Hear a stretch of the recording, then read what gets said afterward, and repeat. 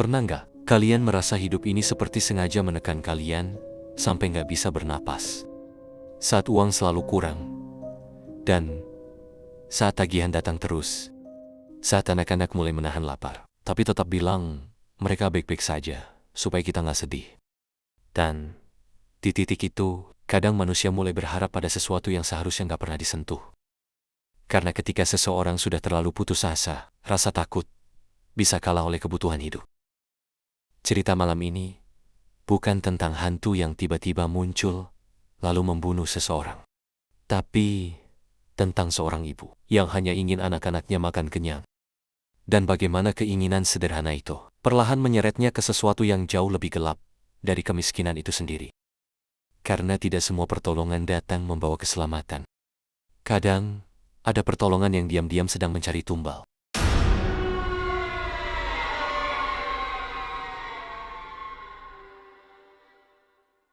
Selamat datang kembali di Arsip Horor Malam, tempat di mana cerita-cerita yang jarang dibicarakan orang kembali dibuka satu persatu. Bukan hanya untuk menakuti, tapi untuk mengingatkan bahwa kadang hal paling menyeramkan bukanlah makhluk gaib, melainkan pilihan manusia ketika hidupnya sudah benar-benar terpojok. Matikan lampu kalau berani, dan mari kita mulai cerita malam ini.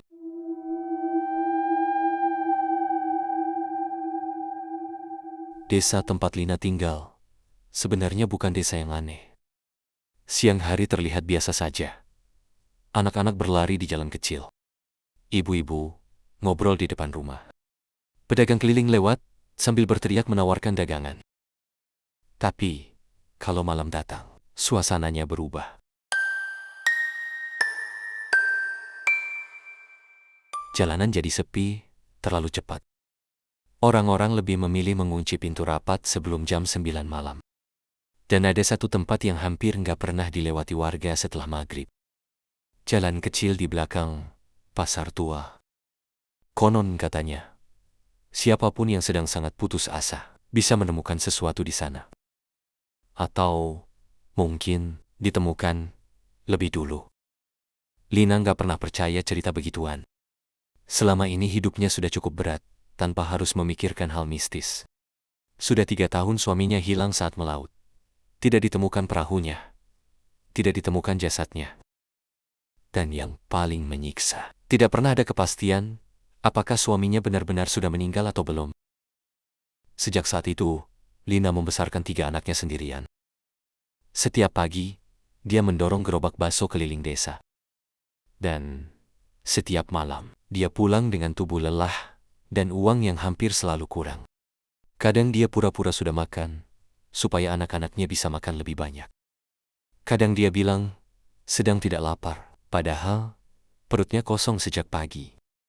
Sampai suatu malam, semuanya mulai berubah. Hari itu hujan turun deras sekali. Dagangan Lina hampir nggak laku. Dia berjalan pulang sambil mendorong gerobak melewati belakang pasar karena jalan depan banjir. Dan di sanalah dia melihat seseorang berdiri di bawah pohon beringin tua. Seorang nenek diam tidak bergerak. Anehnya, meski hujan turun deras, tubuh nenek itu sama sekali tidak basah. Lina sebenarnya ingin cepat pergi. Tapi sebelum dia sempat lewat, nenek itu bicara. Kamu capek ya? Suara nenek itu pelan.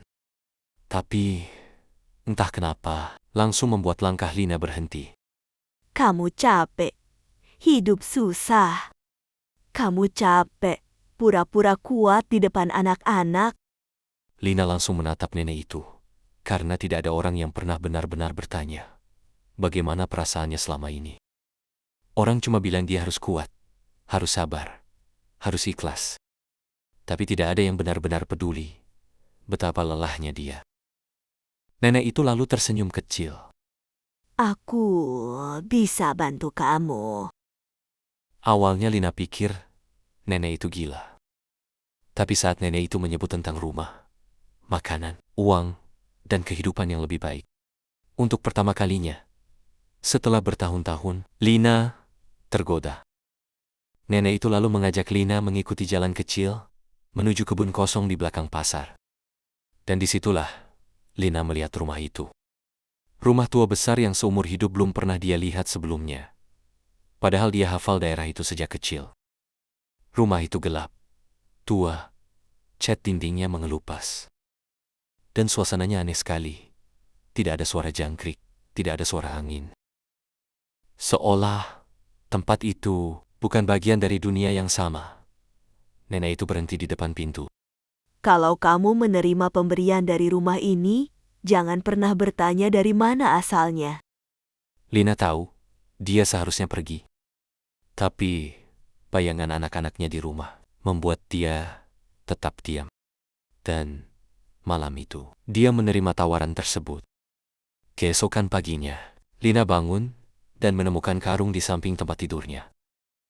Saat dibuka, isinya uang. Banyak sekali. Tangannya sampai gemetar.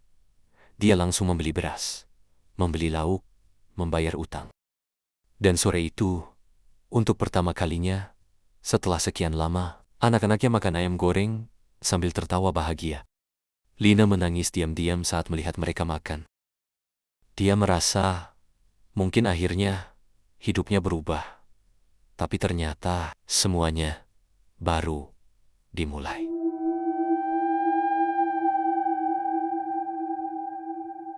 Malam pertama, setelah uang itu datang, Lina mendengar suara langkah kaki di dapur.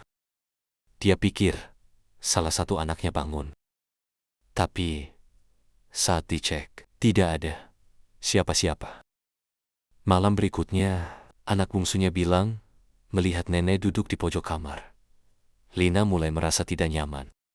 Tapi dia tetap memakai uang itu, karena hidup mereka akhirnya terasa mudah. Sampai suatu pagi, Lina menemukan bekas telapak kaki tanah di lantai rumahnya. Padahal malam sebelumnya, tidak ada hujan masuk. Dan sejak hari itu, bau tanah basah mulai muncul setiap malam. Bau seperti kuburan yang baru digali. Puncaknya terjadi seminggu kemudian. Lina terbangun tengah malam karena merasa ada yang memperhatikannya. Saat dia membuka mata, ada seseorang berdiri di pojok kamar. Seorang perempuan tua, tubuhnya kurus, rambutnya panjang berantakan, dan kulitnya pucat seperti mayat. Perempuan itu hanya berdiri diam sambil menggendong sesuatu. Lina nggak bisa bergerak, lalu perempuan itu bicara. Kamu sudah menikmati uangnya. Sekarang waktuku. Setelah malam itu, anak bungsu Lina mulai sakit. Tubuhnya panas terus. Dokter desa bilang tidak ada penyakit aneh. Tapi kondisi anak itu semakin hari semakin lemah. Dan Lina mulai sadar sesuatu. Setiap kali uang baru muncul, anaknya semakin kurus, semakin pucat. Seolah ada sesuatu yang sedang mengambil kehidupannya, sedikit demi sedikit.